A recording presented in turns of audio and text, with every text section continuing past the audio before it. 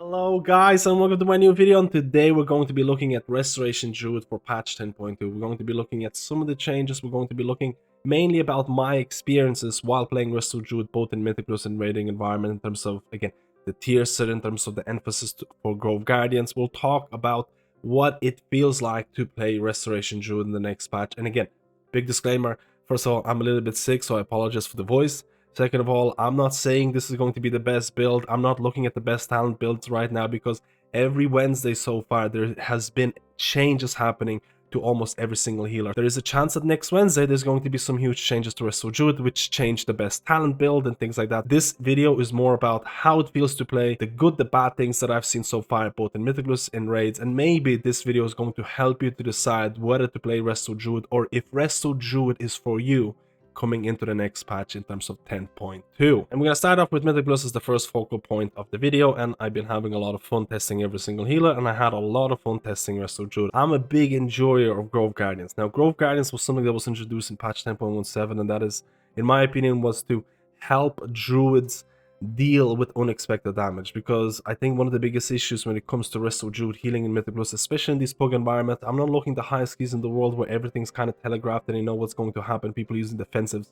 I'm talking about some of these pug environments where you might be maybe a little bit unprepared, you might not have your hots out and things like that, and damage happens, and then you're like, what do I do now? Everyone's already like 50%, everyone's ticking down, I don't have my hots out, I just failed as Resto Druid, because preemptive healing as Resto Druid is something that it's your bread and butter type of thing. But I think with Grove Guardians that kind of alleviated some of the issues, because you can have multiple charges of Grove Guardians. You can have 3 charges of Grove Guardians, they last 15 seconds, and the recharge rate is 20 seconds, which means that the uptime can be pretty high, or you could use all of your Grove Guardians at the, again, you can pop them all at the same time in case there's so much damage happening and you're not prepared or completely unprepared and you just need oh crap button.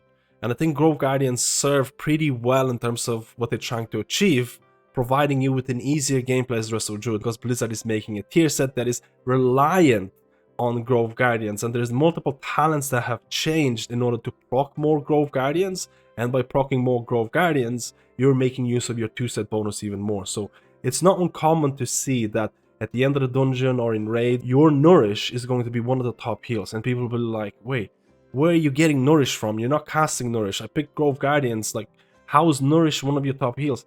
That is because Grove Guardians are going to be casting multiple healing abilities in terms of Swiftment, in terms of Wild Growth, if you have Wild Synthesis talent, and then they'll also be casting Nourishes. And those Nourishes, again, they work with your 2-set bonus, and they're going to account for a huge portion of your healing, which means that a huge portion of your healing as Resto Druid is coming not from you, but from someone else, aka Grove Guardians. So that's why you could refer to Resto Druid as being a pet class. Again, they're not really classified as pets, but this is something that I use for simplification purposes. In terms of tier set bonus, again, 2-set bonus is all about Nourishes, especially from your Grove Guardians, but there is a feedback loop here in terms of the 4-set bonus, because the 4-set bonus is going to, again, clear casting is going to allow you, or if you use your clear casting and you cast Regrowth, you're also going to be casting Nourish, and that Nourish is also going to feedback loop to your 2-set bonus, and that Nourish is also going to cast additional 2 Nourishes. So technically, by using clear casting, Regrowth, you're casting a total of 3 Nourishes during that kind of window. But it is important to point out that the Nourishes triggered from 2-set bonus that are going to heal 2 additional allies, they're going to be at a reduced effectiveness. Again, based on testing, I don't think 4-set bonus is tuned all that well. I think that's actually a general consensus for a lot of tier sets right now.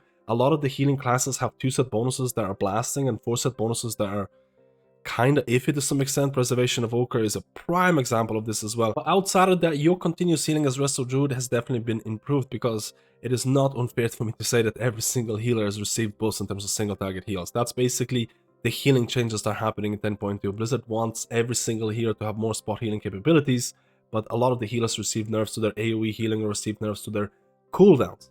But Resto Druid did get a buff to Wild Growth in terms of its healing, because again, it's probably mainly to do with the fact that they nerfed Flourish, and Flourish has been nerfed significantly, but Blizzard heard the outroar of Resto Druid.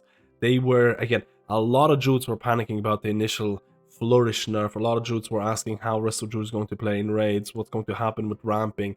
Flourish was such an integral part of Resto Druid gameplay before 10.2, but Blizzard looked at that and they lowered the cooldown of Flourish to 1 minute instead of 1.5 minutes. And honestly, if you look at Flourish as a 1 minute cooldown, it is actually very decent in terms of what it provides, and I don't think the sky is falling with Flourish. So I did have a good time playing Resto Druid in Mythic Plus content. I did see HOTS moving with health bars. I love the fact that Grove Guardians can be used in those emergency situations if you're unprepared, or you can use Grove Guardians if you want to provide more damage in different forms and things like that. You're allowed to stay longer in different forms because you can use Grove Guardians in any form or different forms that Druids provide, which makes it quite an intriguing aspect if you're trying to provide additional damage. We'll talk about DPS at the end of the video, but you also have to remember, based on the testing that I was doing, there were multiple different scaling options that were happening in Mythic Plus. For example, at the start of the week, I would be testing and I would get scaled up to 4, 5, 6. That was on the initial testing, and then you would get scaled up to 440 item level, which is significantly lower, and that would mean that your healing output and DPS output would be a lot lower based on, again, week 1. So that kind of threw me off a little bit in terms of how much healing I could provide, but the general consensus, I still had good time in terms of the HPS that you provide as Resto Druid. In terms of HPS for Resto Druid, I've tested both raids and Mythic Plus, and I do have to say the Resto Druid HPS right now is probably higher or considered to be one in the top tier rather than bottom tier. But again, HPS for healers can be changed like that. There can be a week where they just nerf your aura. That means basically nerf your overall healing very simply, or they buff your overall healing. So overall healing for classes, I will not look at that right now. I would look more about the gameplay changes, things like Grove Guardians, things like the tier set. The tier set is still, again, I would kind of like the force set to be changed a little bit, but maybe that's not going to happen. How does the tier set impact your gameplay? And again, there is a lot of passive healing that your Grove Guardians are going to provide. Are you a type of player that enjoys that? Let's go and look at raiding. Now, in terms of raiding in week 1, I was actually testing that Grove Guardian build with Tree of Life, with Reforestation, because you have to remember, Tree of Life and Reforestation with a specific talent scenarios guidance, you're going to be spawning Grove Guardians. Now, they nerfed the amount of Grove Guardians you get from this talent because you used to get Grove Guardian the second you go into Tree of Life, whether that's going to be by pressing Tree of Life or whether that's going to be by using Tree Swiftments and going into Tree of Life through Reforestation.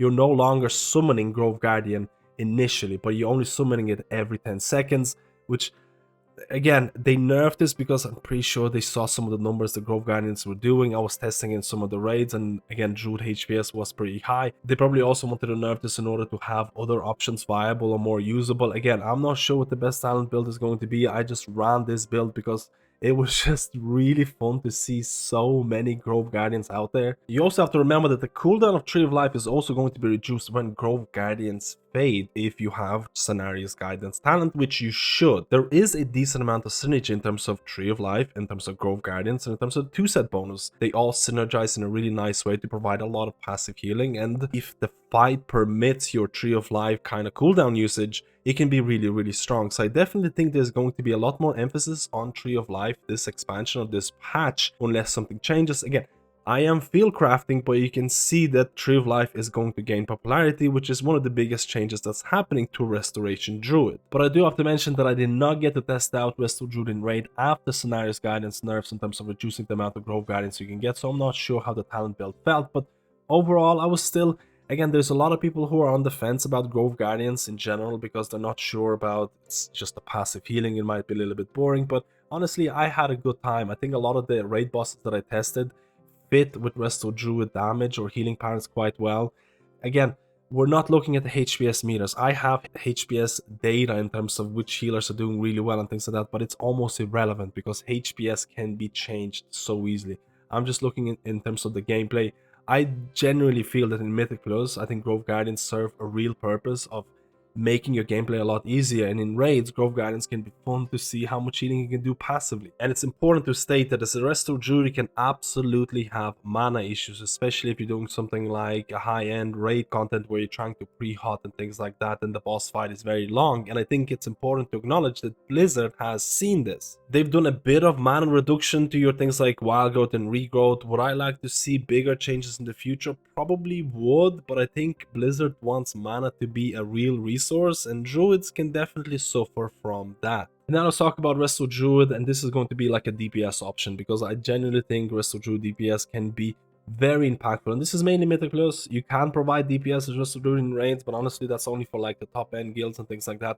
I'm talking about mainly Mythic plus damage because, in my opinion, it impacts your enjoyment as Resto Druid a lot. Now, I think there's been a lot of issues about Resto Druid damage in the previous patches because you would just not be... There wouldn't be that much incentive to shapeshift. There wouldn't be that much incentive to go into Feral Affinity or Feral Form. I keep saying Affinity, that's gone. In terms of going to Feral Form and providing additional, bleeds and things like that, there wasn't a lot of emphasis on that because in the previous patches, again in 10.15 and things like that, you would just have to babysit the party, especially in puck situations. You would have to make sure people have HOTS, get your master to do the work, and if someone takes unexpected damage, you have them covered. And if you're in Feral Form, someone might take damage and you might be a little bit too late to react, and then everything it just goes downhill. And I think a lot of Resto Druids were just doing this kind of basic Moonfire, Sunfire type of thing, and then again, unless they knew exactly what was happening, then they would go into specific form to provide damage. And I think with Grove Guardians in patch 10.17, I think Grove Guardians helped a lot with that because you can go into a Feral Form, you can go into a Moonkin form, and you can use multiple abilities like Grove Guardians, and you can stay in those forms for longer. It's something that I really enjoyed because I genuinely believe I like to shapeshift. There's going to be a lot of people watching this video and they're like, I don't want to shift into anything, I just want to play my Resto Druid, press Moonfire, Sunfire once in a while and things like that, and that's fine. But I feel like there should be an incentive for people who like to go into different forms. I think in terms of my gameplay, the most fun gameplay I have as Resto Druid is going into Feral Form, applying bleeds, then applying Moonfire, Sunfire, applying HOTS and things like that, and just letting all of those kind of marinate. And that for me is one of the most fun aspects of playing Resto Druid. It might not be for you, but I think there should be some additional incentive to go into forms. And testing Resto Druid damage output in Mythic Plus has been a bane. It has been very annoying, and that's mainly because of Liveliness and Circle Life and Death. These two talents, Blizzard has not made up their mind about it, because initially they replaced Circle Life and Death with Liveliness, then they replaced Liveliness with Circle Life and Death, and with the latest build, depending on when you're watching this video, but with the latest build, they replaced Circle Life and Death with Liveliness, and honestly that is a really good choice. Now, if you're reading both of these tooltips and you're confused about what is happening, because I'll be honest, the wording is kind of confusing, the main difference for Liveliness is that it does not reduce the duration of your HOTS and dots, which means that it creates a far more fluid gameplay, in my opinion. If you used to play with Circle Life and Death, you would know that you would fall into this GCD gameplay where your HOTS and dots would fall off a lot faster, which means you have to reapply them a lot more, and then you would just have to press buttons all the time. Liveliness doesn't really have that, and because they added Liveliness, or reintroduced Liveliness again, I think Liveliness is going to be a pretty popular option again. A lot of field crafting here, but it might be hard to beat, and I'm not sure how Master Shapeshifter is going to fare in that type of talent row in terms of which choice is going to be better, because when I was testing Resto Druid, I was trying out Master Shapeshifter, I was trying out Starfire, because Starfire and Rat has been buffed by 90%, and the only other option was Circle Life and Death. And Circle Life and Death, I hate that talent with quite a passion, so I did not want to pick that. But now that Liveliness is reintroduced, it's probably going to be a lot different. I'm going to be doing a lot more testing with probably a little bit different playstyle. So the general consensus of the DPS for Resto Druid, I'm not sure where it's going to head right now, because Blizzard is making a lot of changes in terms of talents, but I would like people who like to shapeshift to be compensated for the amount of time or the amount of effort that they have to do in order to optimize their DPS. For example, you have to sacrifice a GCD to go into Feral Form, and then maybe someone takes damage and you have to shift out of Feral Form, and then you're like, I've been doing nothing so far. And I do think there could be some talents or changes made to Resto Druid to make it a little bit more fun. For example, in 10.2, a new PvP talent has been added to Resto Druid in terms of Call of the Elder Druid. I could see that talent being used in PvE content, but I do think that Blizzard is relatively scared about making forms of shape-shifting almost mandatory, because I know there's so many people out there who just don't like that. Guys, let me know, do you like to DPS in Feral Form? Do you like to DPS in Moonkin Form? Or do you just like to apply those Moonfires and Sunfires and just going back to healing? Let me know how you feel about this. I am a Feral enjoyer. In my opinion, the most fun aspect of Resto Druid is going to Feral Form, applying bleeds. Like I said, bleeds, then go out, Moonfire, Sunfire, apply HOTS, and just go about your day. And I think that is probably the most fun for me. And the overall summary for me is that Resto Druid is a fun healer. If you're enjoying Resto Druid right now in 10.17, because if you're playing in 10.17, you're trying out your Grove Guardians, I don't think you're going to be overly disappointed or overly surprised in terms of what's happening in 10.2. I think there is quite a few changes happening in raids. I think in Mythic Plus there might be some new DPS options. Again, a lot of it is up in the air at this moment, but I think if you like Grove Guardians, I think that's almost certain. Because the tier set is based for Grove Guardians. If you like Grove Guardians, you're going to like Grove Guardians in 10.2. You're going to like the playstyle in terms of what Resto Druid provides.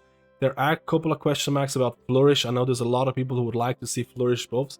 I mean, if Blizzard is giving out buffs, I would like to see a Flourish buff, but in the last couple of weeks, they've been very adamant about Flourish being in the position that it is, or that they want to be in the position that it is right now. So I'm not holding my breath right now, but anything can happen. Overall, I think Druid is a solid healer both in raids and Mythic Plus.